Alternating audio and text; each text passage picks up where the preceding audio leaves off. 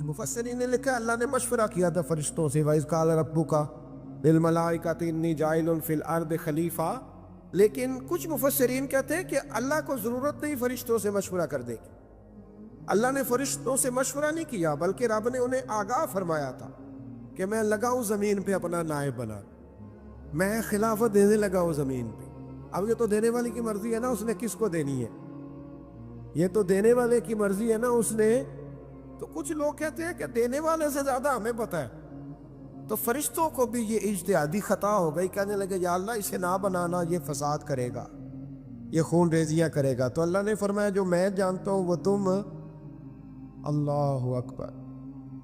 امام راضی فرماتے جب رمضان آتا ہے تو اللہ فرشتوں سے کہتا ہے ذرا یہ کھول کے دروازے دیکھو نا یہ زمین پہ کیا کر رہے ہیں. تم تو کہتے تھے فساد کریں گے اور یہ سارے تراویح بڑھ رہے، تم تو گویا کہتے تھے فساد کریں گے اور یہ تو دیکھو گویا رمضان کے روزے رکھ رہے، یہ تو میری یاد میں نکلے ہوئے. تم کچھ کہتے تھے اور دیکھو میں نے تمہیں کہا تھا نا جو میں جانتا ہوں وہ تم. اللہ نے پھر حضرت آدم علیہ السلام کو تمام زمانے کے علوم عطا کیے، علم سکھا لیا. تو فرشتوں سے کہا تم بھی ان چیزوں کے نام بتاؤ، تو وہ بتا سکے نہیں. اللہ نے فرمایا اب اس طرح کرو آدم کو سجدہ کرو. سب نے سجدہ کیا سوائے وہ. کہنے لگا یا اللہ صرف تجھے ہی کرنا ہے، کرنا بھی صرف اللہ کو چاہیے، پر رب کے آگے بھی جھکنا چاہیے، اور جس کے سامنے رب جھکائے نا وہاں بھی. اور یہ جو عاجزی ہے نا، یہ جو جھکنا ہے، یہ علم کے آگے ہے. ہماری مصیبت یہ ہے کہ ہم علم کے آگے بھی گردن جھکانے کو تیار نہیں ہوتے، وہاں بھی ہم خود عالم فاضل بن جاتے ہیں. تو فرمایا کہ سب سے کہا سجدہ کرو، سب نے سجدہ کیا سوائے ابلیس کے. تو پھر ہوا کیا وَكَانَ مِنَ الْكَافِرِينَ، وہ کافروں میں سے ہو گیا. پھر اللہ نے حضرت آدم کو اور جناب حوا کو نا مقام دے دیا جنت میں رہنے کے لیے، اور کہا سارا کچھ کھانا، درخت کے قریب نہ جانا. فطرت ہے نا انسان کی، وہ جستجو کرتا ہے، کہا اس درخت کے پاس نہ جانا. تو حضرت حوا سلام اللہ علیہ کہتے ہیں دل میں خیال رہتا تھا کہ آخر ہے کیا درخت کے پاس. یہی انسان کا عقیدہ توحید ہے کہ جہاں سے رب منع کر دے وہاں وہ منع ہو جائے. اور یہ ان کی خطا نہیں تھی، یہ اللہ کی حکمت تھی، چونکہ رب نے تو پہلے کہہ دیا تھا بنایا ہی زمین کے لیے، تو یہ تو سارا کچھ ہونا تھا تو زمین پہ آنا تھا نا. تو حضرت حوا اور جناب آدم کے پاس شیطان آیا، اس کو نکال تو دیا تھا پر ابھی اس کا جنت میں آنا جانا بند نہیں ہوا تھا، یہ بھی اللہ کی حکمت تھی. تو وہ کہنے لگا تمہیں پتہ ہے بعد میں مر جاؤ گے. تو حضرت حوا کہنے لگی کیا موت بھی آئے گی؟ کہاں، اس کی تکلیف بھی بڑی ہوگی، تو پھر بچیں گے کیسے؟ تو کہنے لگے پھل کھا لو اس درخت کا. تو بچنے کے لیے پھل کھایا تھا. حضرت عیسیٰ علیہ السلام ایک دن پڑھ رہے تھے انجیل، تو آپ نے نبی پاک کا تذکرہ پڑھا، اس سانپ نے سن لیا. تو حضرت عیسیٰ سے کہنے لگا حضور یہ بتائیں کہ وہ نبی پاک ملیں گے کہاں؟ تو حضرت عیسیٰ فرمانے لگے کہ مکے میں آئیں گے اور مدینے میں رہیں گے. تو کہا ملاقات کیسے ہو سکتی ہے؟ فرمایا چلا جا مکے. تو وہ سانپ 600 سال غار ثور میں، اس نے 70 جگہ پہ سوراخ کیے. کتنے سال بیٹھا رہا؟ بول کے بتائیے. آپ 6 گھنٹے بیٹھ کے دکھائیں، سوال ہی نہیں پیدا ہوتا. ہم بڑے کمزور ہو گئے، ہمارے لیے معاملہ بڑا اور طرح کا ہے. ہماری مرضی کا کوئی بات کرے تو ہم اس سے راضی ہیں. 600 سال وہ سانپ بیٹھا رہا، 600 سال، اور 70 اس نے سوراخ کیے غار ثور میں. لیکن وہ بھی عاشق تھا نا. اور یہاں معاملہ یہ تھا کہ ابوبکر صدیق دعا مانگ کے گئے تھے کہ میں نے کسی کو موقع نہیں دینا، ایک میں ہوں گا دوسرا میرا یار ہوگا. وہ غار ثور کی تو لذت ہی یہ والی تھی، ایک میں ایک میرے محبوب. اس نے 70 سوراخ کیے ہوئے تھے. جناب ابوبکر صدیق نے کہا حضور آپ ٹھہریں، میں ذرا بھی آیا صفائی کر کے. تو نبی کریم علیہ السلام رکے تو حضرت ابوبکر صدیق نے کہیں پگڑی پھاڑ کے رکھی، کہیں چادر پھاڑ کے رکھی، اتنے سوراخ بند کیے تو جو ایک رہ گیا وہاں ایڑی رکھ دی. تو اب وہ سانپ بھی شکوہ کرنے لگا کہ یار تو بھی کوئی نرالا ہی عاشق ہے کہ میں نے تو کسر ہی کوئی نہیں چھوڑی تھی، 70 سوراخ کیے تھے اور تو نے بھی کمال ہی کر دی ہے، یہ سارے ہی بند کر دیے، جو بچ گیا اس پہ ایڑی رکھ دی. اس نے پتہ نہیں کتنے ڈنگ مارے. سانپ کا جب ڈنگ لگتا ہے تو وجود میں بہت زیادہ گرمی پیدا ہوتی. حضرت ابوبکر صدیق کے بارے میں ہمارے شارحین نے لکھا روئے نہیں، وجود اتنا گرم ہوا کہ آنسو ٹپک پڑے. نبی کریم صلی اللہ علیہ وسلم نے فرمایا ہٹا نہ ذرا پیر. پھر انہوں نے ہٹایا تو میرے مصطفیٰ میں لعاب دہن لگایا.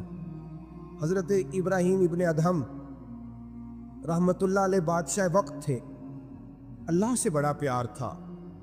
رات کو بستر پہ لیٹتے تو دل کرتا میرے اندر بھی اللہ ایسی صلاحیت پیدا کرے کہ میں بولوں تو میرا رب مان جائے، میں بات کروں تو میرا رب میری اس بات کا بھرم رکھے۔ دل میں خیال آتا تھا، لیکن تھے تو بادشاہ نرم نرم بستروں پہ سوتے تھے۔ ایک دن سوئے ہوئے تھے، چھت پہ کسی کے چلنے کی آہٹ محسوس ہوئی۔ بادشاہ کی چھت پہ بغیر اجازت کون گیا؟ کون ہے چھت پہ؟ تو جب مالک کسی کو قریب بلانا چاہتا ہے تو سبب بھی پیدا فرمائی دیتا ہے۔ وہ بندہ تھا کہ فرشتہ تھا، وہ انسان تھا یا اللہ کا پیغامبر تھا؟ اوپر سے بولا، کہنے لگا میرا اونٹ گم ہو گیا ہے، آپ کی چھت سے تلاش کر رہا ہوں۔ میرا بولیے گا، میرا اونٹ گم ہو گیا ہے، آپ کی چھت سے تلاش کر رہا ہوں۔ حضرت ابراہیم ابن ادم کہنے لگے بڑا بیوقوف ہے، بھلا اونٹ کا چھت پہ کیا کام؟ تو وہ اوپر سے آواز دے کے کہنے لگا آپ بھی بڑے بیوقوف ہیں، نرم نرم بستروں پہ خدا کی یاری کا کیا کام؟ نرم بستر بھی ہو، آرام بھی ہو، رب بھی ملے۔ الذین یذکرون اللہ قیاما وقعودا وعلی جنوبہم، اٹھو، بستر چھوڑو، اس کی بارگاہ میں کبھی قیام کرو، کبھی سجدہ کرو، کبھی رو کے اسے مناؤ، کبھی ناز کر کے اسے مناؤ، کبھی اس کے یار پر درود پڑھ کے مناؤ، کبھی قرآن کی تلاوت کر کے مناؤ، کبھی ذکر حسین کر کے مناؤ، کبھی یاد صدیق کر کے مناؤ، کبھی سیدہ فاطمہ کا نام لے کے اسے راضی کرو، کبھی حضرت عائشہ کے تذکرے کر کے اسے راضی کرو، پھر بستر پہ کیوں لیٹے ہوئے؟ حضرت ابراہیم بن ادم فرماتے دل پہ چوٹ کر گئی بات، اٹھا، بادشاہی چھوڑ دی، جنگل میں نکل گیا، اس کی یاد میں لگ گیا، چھوڑ دیا سارا کچھ۔ ایک دن دریا کنارے بیٹھے ہیں، سوئی دھاگے کے ساتھ اپنی قمیض سی رہے، پرانے دور کا وزیر گزرا، اسے بڑا ترس آیا، آگے کہنے لگا بادشاہ کیا آپ نے کھپ پایا؟ دیکھو نا کتنی آپ کی سلطنت تھی، کیسے عیش و عشرت تھے، ایک اشارہ کرتے تھے تو سارا ملک اکٹھا ہو جاتا تھا، اب آپ کو کپڑے سی کے دینے والا بھی کوئی نہیں رہا، اپنے ہاتھ سے آپ کپڑے سی رہے ہیں، یہ کیا آپ نے اپنا حال کر لیا ہے؟ جے تو وکیا عشق بازار بھی نہیں، جے تو چڑھیا اتے بار بھی نہیں، ایڈا سستا سودا پیار بھی نہیں، ایٹا سوکھا لبدا یار بھی نہیں، کئی جنگل گانے پیندے نے، کئی دوزخ لگنے پیندے نے، جو اس ملوں بھی مل جاوے، ایڈو سستا ہور گپار بھی نہیں۔ اور سمجھ نہیں آندی لوکاں نوں اوکا دے نال شہید کرے، ڈٹھی یار دے ہاتھ تلوار بھی نہیں، پر او دا خالی جاندا وار بھی نہیں۔ مانے لگے وہ کیسی بادشاہت تھی اور یہ آپ کو کپڑے سی کے دینے والا بھی کوئی نہیں۔ اللہ کے بندے زیادہ باتیں نہیں کرتے، کام زیادہ کرتے ہیں، وہ پاسوں میں نہیں الجھتے، وہ عمل کی دنیا میں آگے نکلتے ہیں، بول بول کے اپنا آپ ظاہر نہیں کراتے، وہ اپنے کردار سے اپنا آپ ظاہر کراتے۔ سوئی کے ساتھ کپڑے سی رہے تھے، سوئی دریا میں پھینک دی، بولے کچھ نہیں، اس نے کہا کہ وہ بادشاہت کتنی اچھی، جواب کچھ نہیں دیا، سوئی پھینک دی۔ اب دیکھا وزیر کی طرف نگاہ اٹھا کے، اب دوبارہ کہنے لگے مچھلیوں میری سوئی تو واپس کرو، مچھلیوں میری سوئی تو واپس کرو۔ ہر مچھلی اپنے منہ میں سونے کی سوئی لے کے برآمد ہو گئی، فرمانے لگے سونا تو چھوڑ آیا ہوں، مجھے میرے والی چاہیے، اس کو تو چھوڑ آیا ہوں، پھر مجھے وہی لالا کے دکھاتی ہو، چھوڑ آیا ہوں میں، مجھے سونے کی ہاتھ میرے والی سوئی لاؤ۔ ایک مچھلی سوئی لے کے آئی، حضرت ابراہیم بن ادہم سوئی پکڑی، پھر سے کپڑے سینے لگے، ایک جملہ جواب میں، اس وزیر کی اتنی لمبی چوڑی تکڑی اور ایک جملہ جواب میں، یوں نگاہ اٹھائی، فرمانے لگے وہ حکومت اچھی تھی یا یہ حکومت اچھی ہے؟ وہ حکومت اچھی تھی یا یہ حکومت اچھی ہے؟ پتہ اس کا اثر کیا ہوتا ہے؟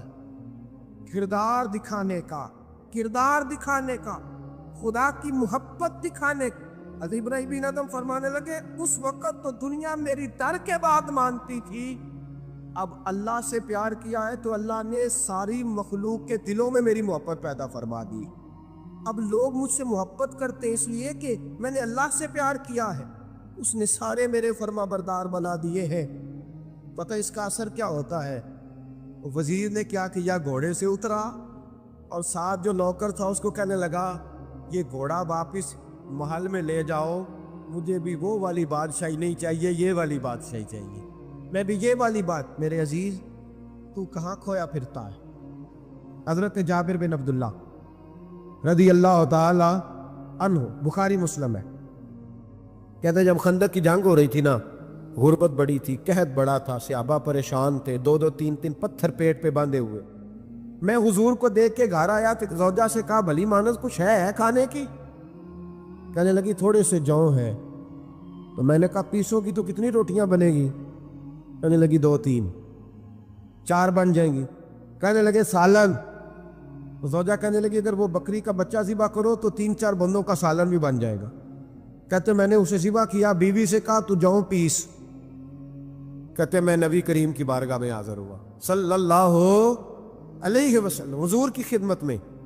زوجہ کہنے لگی کان میں کہنا حضور کے، سارے نہ آئے، جس طرح لیڈروں کے کھانے اندر ہوتے ہیں علیحدہ، اور جو نعرے لگا رہے ہوتے ہیں نا سویر سے انہیں ڈبہ ملتا ہے، لیکن وہ پھر بھی نعرے لگاتے ہی رہتے ہیں۔ مجھ پہ الزام لگنے لگا ہے کہ آپ سیاست دانوں کو ہر جمعے میں رگڑا دیتے ہیں، تو میں کہ انہوں نے صحیح کر چھوڑو پھر اسی مڑ جانے ہیں، تنوا کو سیانے ہو جائیں۔ یہ سیانے نہیں ہو رہے، ہمیں بات کرنے کی بھی اجازت نہیں۔ شعر کہہ دیتا ہوں کہ ہم آہ بھی کرتے ہیں تو ہو جاتے ہیں بدنام، وہ قتل بھی کر دے تو چرچا نہیں ہوتا، انہوں نے نہ کدے پوچھے جی سانو آخیا جی چپ رہو۔ لیکن بھائی یہ اس ممبر کا تقاضا ہے، میرے امام اعظم کا فتویٰ ہے، جو عالمی حالات سے باخبر نہ ہو وہ جمعے کا خطبہ نہ دے۔ وہ جو رٹی رٹائی باتیں ہم سے نہیں ہوتی، اس لیے کہ جلال بادشاہی ہو یا جمہوری تماشا ہو، جدا ہو دین سیاست سے تو رہ جاتی ہے چنگیزی۔ حق بات انشاءاللہ ہو رہی ہے اور ہوتی رہے گی، اور بات صاف ستھری ہے۔ اگر کوئی بات ایسی ہوگی تو وہ بات اگر غوث پاک اپنے خطبہ جمعہ کے اندر کہہ سکتے ہیں کہ میں ظالموں کو حکمران نہیں بننے دوں گا، تو ہم تو ان کے نوکر ہیں نا، پھر ہم قادری کیسے ہوئے اگر غوث پاک کے طریقے پہ عمل ہی نہ کریں تو؟ اس لیے مہربانی کرے ہمیں کوئی شخص ایسا مشورہ نہ دے، بلکہ کئی دفعہ ظلم ہوتا ہے، جب کوئی مشورہ دیتا ہے تو عورتیں تو انہوں دل کرتا ہے، اس لیے مہربانی کرے ایسی کوئی مشاورت نہ کرے۔ بالکل جو غلط بات کرے گا اس پہ ہم بولیں گے، اور آہستہ آہستہ نہیں، کھل کھلا کے بولیں گے، بالکل بولیں گے، اس لیے کہ اللہ نے زبان دی ہے، وہ کسی وڈیرے کے قدموں میں بیٹھنے کے لیے نہیں دی، وہ رسول اللہ کے ترانے پڑھنے کے لیے دی ہے۔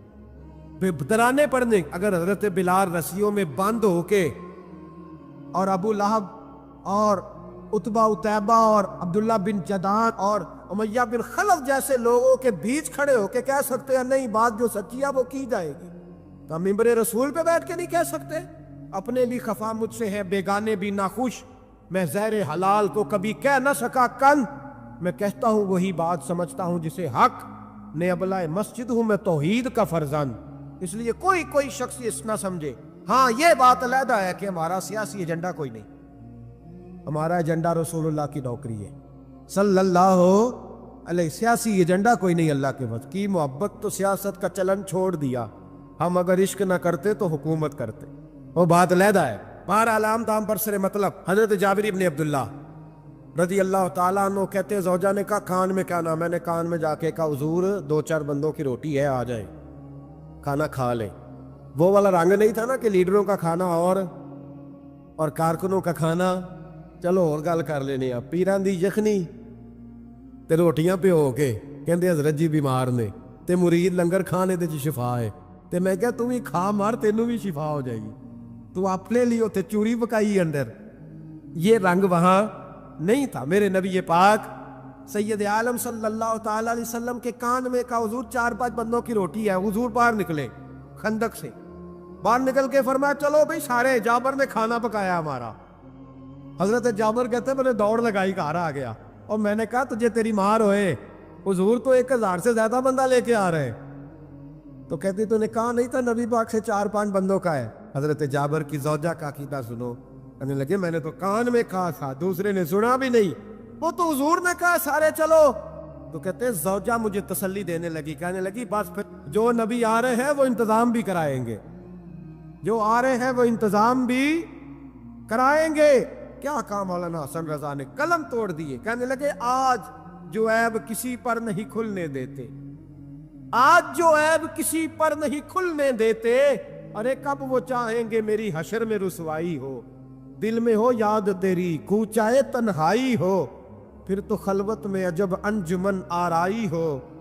کہتے حضور آئے 1000 سے زیادہ کا لشکر لے کے، اور مجھے فرمانے لگے روٹیاں نہ پکانا، پہلے آٹا میرے پاس لاؤ، اور چولہے سے کھانا نہ اتارنا، مجھے لے جاؤ۔ کہتے میں نے سالن بھی پیش کیا، روٹیاں بھی۔ حضور نے تھوڑا سا لواب دہن آٹے میں ڈال دیا، لواب دہن، تھوڑا سا لواب دہن ہنڈیا میں ڈال دیا، فرمایا اب نکالتے جاؤ اور کھاتے جاؤ، میرا جوتا ہو گیا، اب نکالتے جاؤ۔ حضرت جابر بن عبداللہ کہتے ہیں 1400 بندے نے کھایا، ہمیں نہیں پتا روٹیاں کدھر سے آئیں، اتنی برکت ہوئی پتہ نہیں کدھر سے آئی، سالن پتہ نہیں کدھر سے آیا۔ کہتے ہیں سارے سیر ہو کے کھا لیا تو فرمایا چلو بھی جاؤ جا کے کام کرو، مجھے فرمانے لگے اب تو بھی کھا، آ جا بچے بھی بلا۔ کہتے سب نے کھایا، حضور اٹھ کے جانے لگے تو فرمایا ذرا روٹیاں دیکھ، پہلے زیادہ تھی کہ اب زیادہ ہے، ذرا دیکھنا سالن پہلے زیادہ تھا کہ اب زیادہ ہے۔ تو میں نے کہا نہیں حضور پہلے سے زیادہ ہے، میرے محبوب کے تبرک میں اتنی برکت ہے۔ تو حضور کے وجود سے جو چیز لگ جائے تو اسے قیمتی نہیں سمجھتا؟ کہاں بیٹھ کے دین پڑھا ہے؟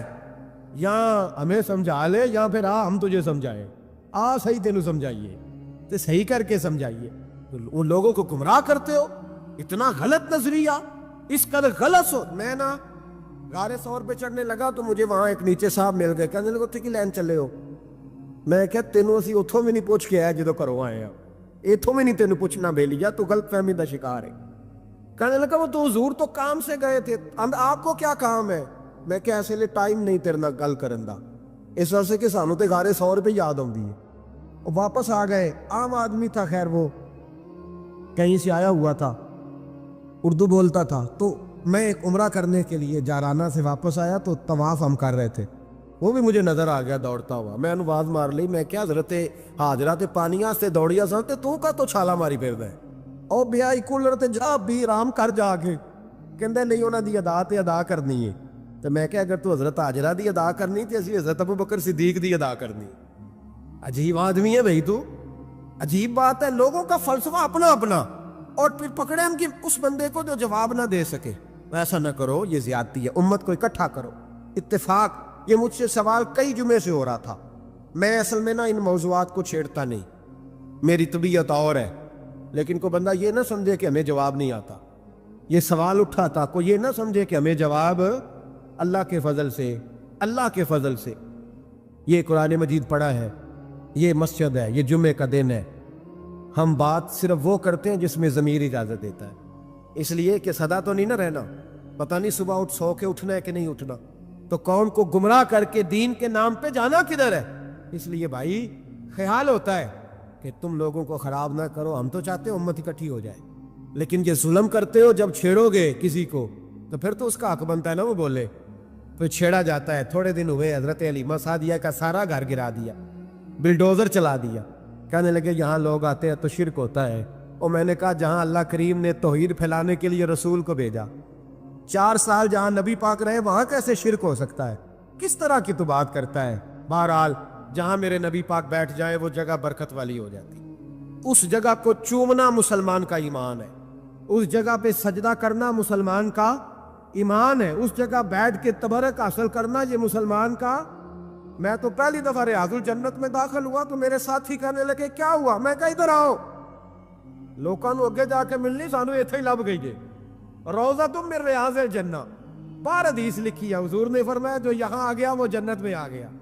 یہ ہے عرض جنت، یہ طیبہ کی زمین ہے، جنت بھی یہی، مال کے جنت بھی یہی ہے۔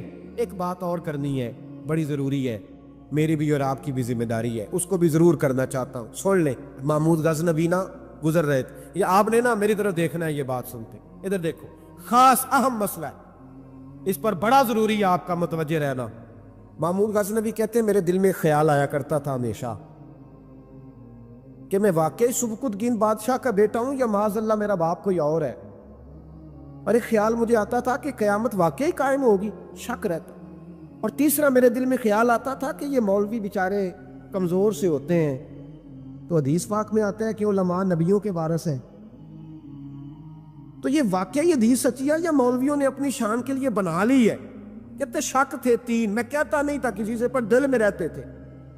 ایک دن میں ہندوستان کی ایک گلی سے گزر رہا تھا، تو دین کا ایک طالب علم نے کونے میں بیٹھ کے تھڑے پہ پھٹے پہ بیٹھ کے نا سبق یاد کر رہا تھا۔ اسے جب سبق بھول جاتا نا، تو ایک ہندو کھتری کی دکان تھی، اس کے اندر چراغ جل رہا تھا اور ایک چھوٹا سا روشن دان تھا، اینٹ نکلی ہوئی تھی، وہاں سے نا ایک کرن بار آ رہی تھی روشنی کی۔ تو وہ طالب علم جب سبق بھول جاتا تو کتاب روشنی کے آگے کرتا، عبارت دیکھتا، پھر کونے میں جا کے یاد کرتا۔ محمود کہتے ہیں مجھے بچے کا ذوق بڑا اچھا لگا، میں نے اسے بلایا، میں نے کہا بچے تم لالٹین کیوں نہیں خریدتے؟ تو کہنے لگا میں یتیم ہوں اور رسول اللہ کا دین پڑھنا میرا شوق ہے، مدرسے میں پڑھتا ہوں پر غربت ہے، لالٹین نہیں۔ کہتے میں نے اسے تھپکی بھی دی اور لالٹین بھی دی۔ میں نے اسے کہا 2 سپاہیوں کی ڈیوٹی لگائی، جب تیل ختم ہو جائے تم نے تیل پہنچانا ہے۔ محمود کہتے زندگی میں بڑی نیکیاں کی تھی، پر جتنا سکون آج ملا پہلے کبھی نہیں ملا تھا۔ کہتے شاہ کی نماز پڑھی تو دل میرا ٹھنڈا ٹھنڈا ٹھار، پھولوں کی سیت پہ میں سویا۔ کہتے ہیں آج تو میرے نصیب ہی جاگ گئے، نصیب ہی جاگ گئے۔ کہتے سارا شہر ایسے جیسے پھولوں کی طرح مہک رہا ہے۔ کہتے میں کیا دیکھتا ہوں کہ خواب میں میرے رسول تشریف لے آئے، خواب میری وچ ماہی آیا تے میں گل وچ پا لئیاں باواں تے ڈر دی ماری اکھ بھی نہ کھولاں کتے پھر وچھڑ نہ جاواں۔ اور کسی شخص نے کہا تھا چر ہویا مینو ترلے لیندیاں، کدی موڑ میرے ول واگاں، خواب میری وچ ایک وار جے آویں میں ساری عمر نہ جاگاں۔ کہتے حضور آئے خواب میں، ایک جملہ حضور نے کہا، ایک جملہ نبی پاک صلی اللہ علیہ وسلم نے کہا ایک، اور میرے تینوں سوالوں کے جواب دے دیے۔ ذرا دل کے کانوں سے سننا۔ کہتے ہیں محبوب فرمانے لگے او سبکتگین کے بیٹے، تو نے آج میرے ایک وارث کی خدمت کی ہے، میں قیامت کے دن تیری سفارش کروں گا۔ کہتے ہیں مجھے سمجھ آ گئی کہ میں سبکتگین کا بیٹا ہوں، مجھے سمجھ آ گئی کہ قیامت قائم ہوگی، مجھے سمجھ آ گئی کہ علماء نبیوں کے وارث ہیں۔